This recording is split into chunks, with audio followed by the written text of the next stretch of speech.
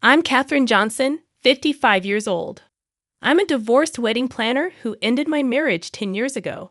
Before the divorce, my husband and daughter consistently ignored me for 5 years. Once my daughter graduated from college and became independent, I decided to leave my husband. Even though I felt ignored, I stayed to raise my daughter until she finished college. After the divorce, I left the house with my son. It's been 10 years since the divorce, and at that time, my son had just started high school. Reflecting on those days still brings a sharp pain to my heart. But by living each day fully, the pain has gradually faded. Recently, a name I hadn't seen in a decade popped up on my phone. "Hello, you still sound as dreary as ever." A voice filled with disdain responded. It was my ex-husband. After all this time, I wondered why he wanted to talk. I kept my response minimal, saying, "I'm at work right now." "Wow, you're working? Lucky someone actually hired you." My ex-husband always looked down on me. Perhaps it was his need to feel superior. In reality, he never contributed financially, dealing with gambling and debts while I worked to support us. Remembering this makes my blood boil. Though I wanted to hang up immediately, the fact that he reached out after 10 years suggested there might be something important. Suppressing my emotions, I continued the conversation. "What do you want?" I didn't want to raise my voice while working. Remaining calm and concise, he then delved into his own needs. "Mur is getting married. It'll look bad without a mother. Come back just for that." This was so typical of my ex-husband, solely concerned about appearances. Even after a decade, he still prioritized such superficial things, trying to involve his ex-wife. Despite everything, I, now 32, still consider Mur my daughter. I've never stopped caring about her, even during the 7 years of being ignored. However, considering our history, I couldn't simply agree to his request on his terms. I couldn't help but hesitate to meet the owner of this voice I hadn't heard in a while. "Does she agree to this?" he asked, as if it's the most natural thing. What kind of person demands this as if it doesn't matter? What agree to what? Does she agree to have her ignored and divorced ex-wife attend their wedding? Does this man really not understand? His response clarified everything. "Can't you just listen to me? A divorced couple attending their daughter's wedding sounds quite good, doesn't it?" He was still fixated on appearances. To him, a former couple attending an event together was probably nothing out of the ordinary. As I calmly considered this, he dealt another blow. "You must be working as a regular employee by now, right? Well, during our marriage, I supported you financially. It's only fair you contribute to Mur's wedding expenses." What I recalled was working part-time and then as a full-time employee. I have achieved an even higher position now. Back then, it wasn't for a comfortable life. It was the result of me working to earn a living that I couldn't afford. And of course, I have no recollection of having to pay for it. I don't mean to complain now, but I can't even express how much his memories are being altered for his convenience. Discuss the money directly with me. I'm busy too. It all came down to public image and money for him. Even now, these conversations bring back painful memories. Shortly after we got married, I found out about my ex-husband's love for gambling. He earned a salary, but it never made its way home. Debts kept piling up without my knowledge. While I worked hard to support our family and raise our kids, he accused me, "All you care about is money. You don't care about me." He started coming home speaking of perfume, not bothering to hide or make excuses for his affairs. It seemed like cheating was just inevitable for him. It's all in the past now, not a pleasant memory, but I try to move on. Attempting to change the subject, I take a deep breath and ask him over the phone, "What does Murray say?" "What? You're still being ignored by Murray, continually neglected by your own daughter. That's pathetic," he mocks, laughing as if he finds pleasure in this. Talking to this man wouldn't lead to anything productive. "I'll talk to her directly," I assert. "You should. I hope Mur talks to you normally," he replies with a snicker and abruptly ends the call. I let out a deep sigh and turn my phone back on. On the day, I arrive early at the waiting room and sit down alone. Suddenly, the door opens, and I hear footsteps.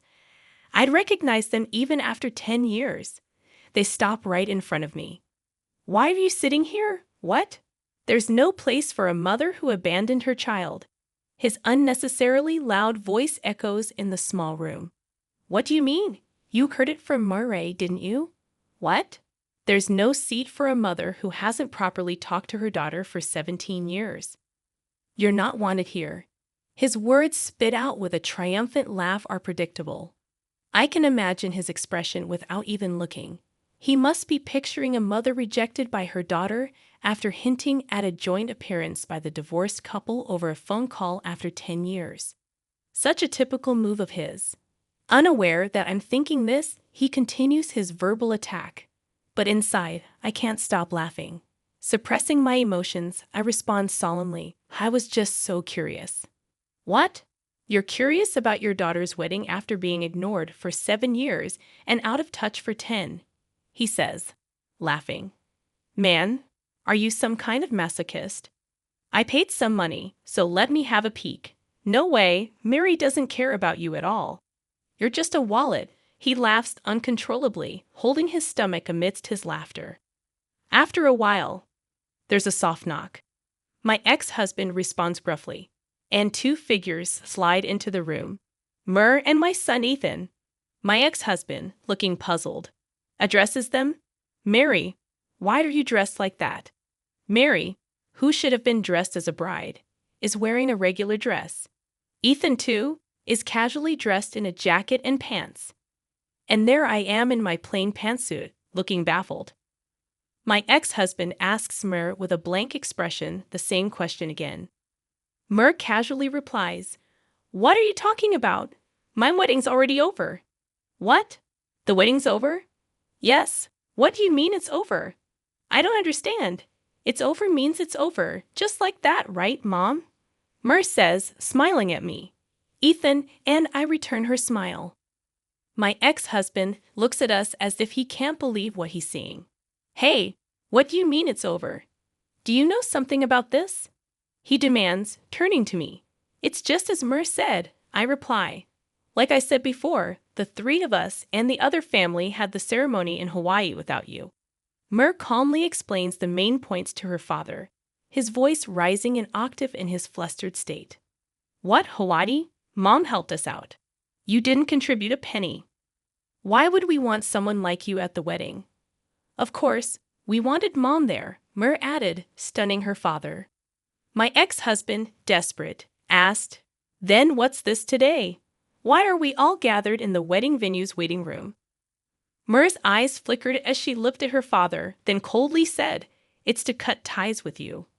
My ex-husband trembled slightly as he spoke. What do you mean by cutting ties with me?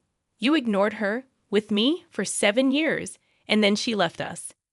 Clearly not expecting such treatment from his daughter, whom he thought was on his side.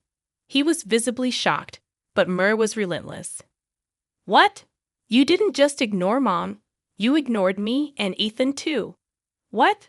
I wasn't ignoring Mom with you. I find it disgusting to be associated with a man who ignored his family, had an affair, and had a child out of wedlock. My ex-husband gasped at Mur's words. He stared at her, his expression blank in the dead silence. Mur continued, The reason I didn't talk to Mom was to keep an eye on you. What?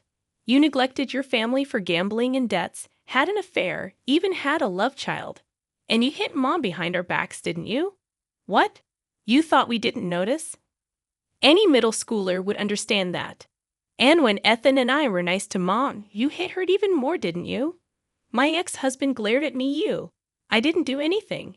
It was you who didn't bother to hide your actions even in front of the kids. He must have believed I turned my children against him, but I never did. I was cautious, as any action on my part could have negatively impacted the children. I refrained from confiding in anyone about his actions to prevent unintended consequences. Looking back, perhaps I should have discreetly sought help. But at that time, I was overwhelmed. I thought enduring it would be sufficient. However, my children didn't accept that. Each, in their own way, wanted to help and became involved. I knew you were abusing Mom since I was in elementary school. What? Since then? You might have thought we were asleep, but your loud yelling woke us up, whether we liked it or not. But as an elementary or middle schooler, there was nothing I could do. So I decided, once I was in high school, I'd save Mom. I ignored Mom to keep an eye on you. I thought if you had an ally, you wouldn't dare hit Mom. So to protect Mom, I decided not to talk to her. She knows that. What she knows? It was a strategy we all came up with. He hadn't expected us to be in cahoots. His face turned pale and twisted. I wonder what my children are thinking. Ignoring that, Mer continued. I pretended to be on Dad's side to keep him in a good mood for safety. In exchange, I made sure Ethan was always with Mom in case you tried to hit her. Ethan, being a boy, could protect her. What? Ethan was just an elementary or middle schooler back then. He couldn't have stopped me. My ex-husband's words made me chuckle. What are you laughing at? Nothing, just contempt, disgust. Thinking about how you're always bluffing. See, you always get worked up so easily. You were always afraid of Ethan, right? Because he could see through you and shut you down with his words, even when he was little. What? I knew you avoided Ethan as much as possible. You were running away from him, even though he was just a kid, because he was smart. My ex-husband blushed in embarrassment and clammed up. That's why I stayed by your side, and Ethan stayed with Mom. That way, you'd never dare lay a hand on her. I never realized that. He was visibly shocked. Murray spoke bluntly to him. Well, of course. What? You became more and more of a stranger, finding your place elsewhere. You were so oblivious. You didn't even see your own family, did you? Remembering that time doesn't hurt me anymore. But Mur's words started to blur my vision. Ethan gently touched my shoulder and continued, Dad, what about what we talked about earlier? The affair and having a child. You're not denying it, huh? Well, even if you denied it, it's the truth, and there's nothing you can do about it now. Why are you bringing this up? My ex-husband could only give a vague response to Ethan's unexpected turn in the conversation. Ethan pressed on. Did you know I was working a part-time job in high school? Part-time job? You didn't know, huh? Mur was working part-time too. What? Dad was never home, never put money into the household, just messing around. We both had to work part-time in high school to help Mom. I didn't know. Of course you didn't. As I said earlier, you never really saw us or Mom, so you didn't notice that Mur was fooling you. My ex-husband fell silent at Ethan's words, and I worked in the kitchen of a restaurant, you know? You used to come there a lot with a woman. What? Sometimes during the day, sometimes at night. You brought a little kid with you too, right? What? That's your love child, isn't it? What? You'd loudly say things like, this kid's going to grow up to be handsome like me and stuff. It was so embarrassing. No, nobody wants to be like you. Ethan snorted.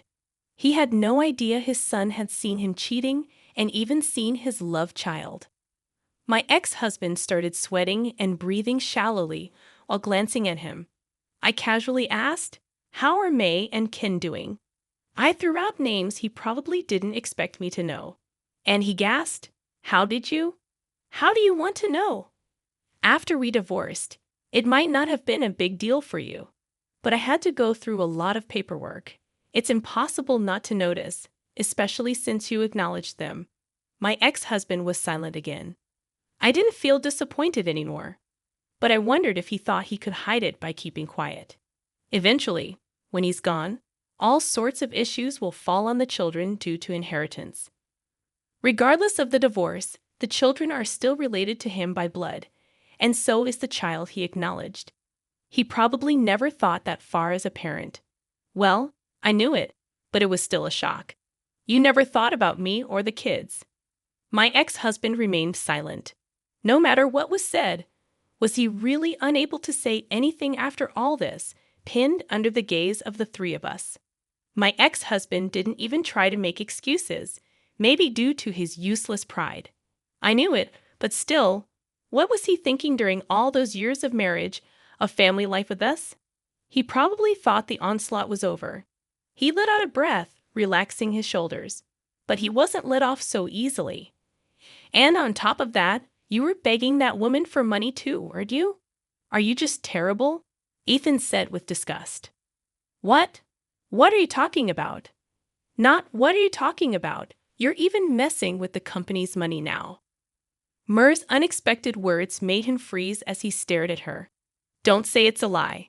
I didn't do that really. Still playing dumb? You can't escape this. What are you talking about? Where's the proof? His red-faced shout echoed in the room. Ethan doused his fire with a cool reply.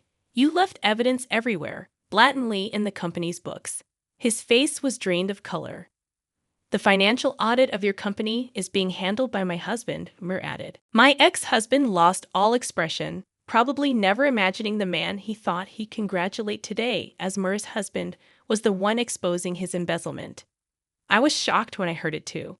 Mur's husband, a certified public accountant, was involved in auditing my ex-husband's company. The chief accountant, who happened to know me's husband's firm manager, brought up recent suspicious financial activities leading to his involvement. The more we looked, the stranger it got. Did you really have to embezzle $1 million for your debts and secret child support? Mur's words hit him hard. He must have been overwhelmed with why and how could this happen. Ethan mercilessly delivered the final blow. You know, this is a crime. My ex-husband froze completely. His body trembled slightly as we watched him. Mur said, That's why I wanted to end it. What? I'm married now, connected to another family. I don't need a criminal in my family, and I wanted to reset everything I've been carrying all these years. That's why I asked Mom to prepare this room today. Why can't she arrange this room? This is a wedding venue, right? He turned his gaze towards me. I spoke without meeting his eyes. This place, it's my company. What? Your company? I started in this industry as a part-timer, and after gradually gaining experience, I was promoted. From there, I worked hard to learn and build connections. I entered this industry before we divorced, a little before he started ignoring me. He never knew or cared to know what company I worked for or what I did. He didn't even try to find out. So he never knew I've been in this industry since then. It was a terrible situation, but it led to good connections for me. And 2 years ago, I started this company with someone I've worked with for a long time. Who? Someone you've worked with, the president of the parent company, and now my husband. What? He was speechless. As expected, I guess. So he always thought he was above his ex-wife, who is now a president's wife and a subsidiary company president, shaking. He managed to ask us, me, is what Mur is saying true? What? When we divorced, you cut ties with her, right? That's right, isn't it? He shouted desperately, but cold words rained down on him. Isn't that obvious? Like I said earlier, I ignored Mom on the surface for 7 years just to protect her. It was only superficial. I never really ignored her. Besides, you were hardly ever home. What? You only saw what was on the surface, right? Whether I was ignoring Mom or not, well, that's... And when I graduated from college, you too got divorced. That's when I made my choice, right? To go with Mom. That's a lie, right? It's true. Someone like you, a cheating, abusive, embezzling jerk, just disgusts me. You have no idea how much those 7 years messed with my mental health. Mur's voice, which had been so strong, started to tremble, her eyes filling with tears. Murray, I'm so sorry. I couldn't help but hug her. It's okay. Mom was always there, silently protecting us from any harm, taking on everything, standing strong in place of a deadbeat dad who wouldn't contribute or even come home. Mur hugged me back, her arms trembling, sobs echoing against my back. Ethan gently rubbed our shoulders, saying, Anyway, Dad, you're busted. What? Actually, I'm involved in that audit too. What? I'm a certified public accountant now, working under Mur's husband. You mean you're with her husband's firm? Yep, so I know all about your dirty deeds. I've been looking back, and it's been going on for quite a while, hasn't it? It's more than just $1 million, right? What? Really? Well, what you spend it on isn't my concern. But the fact you used someone else's money doesn't change. My ex-husband fell silent at that. I pulled out my phone and quickly sent a message to my husband. A few minutes later, there was a knock at the door. Several men approached my ex-husband in silence. As he responded, what must he be thinking? He hesitantly put out his handcuffed wrists. I averted my gaze. The soft click of the handcuffs echoed. Since then, my ex-husband has been cooperating with the police investigation. During this, they discovered he had been abusing the child he had with his mistress. Of course, he was rearrested, and the mistress too. The child, still in middle school, is now in a child protective facility. The police informed me. Hearing this, Ethan had an indescribable look on his face. Something wrong. Well, Mom might not like it, but I want to meet that kid. What? I knew Ethan often saw those three at his part-time job. I thought it might be a sentiment. But he said, if I had noticed something back then, maybe that kid wouldn't have been hurt. Ethan seemed to feel responsible for what had happened. Also, yeah, you may not like it, but he's technically my brother, right? Ethan said, looking away. Perhaps since that time 10 years ago, he had felt a vague sense of brotherhood towards the little boy. Indeed, he's all alone now. Yeah, honestly, I didn't feel great about it. That child was the result of betrayal, but he's alive and growing. I've made my kids go through unnecessary hardships. Part of that responsibility is undeniably mine. So let's do what I can now. Shall we go meet him sometime? Ethan's face lit up with a smile. How the boy would react or receive this, I don't know.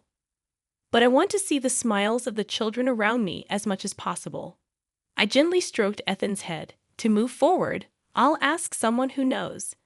I took out my phone, opened my history, tapped the name of someone important, and listened to the dial tone.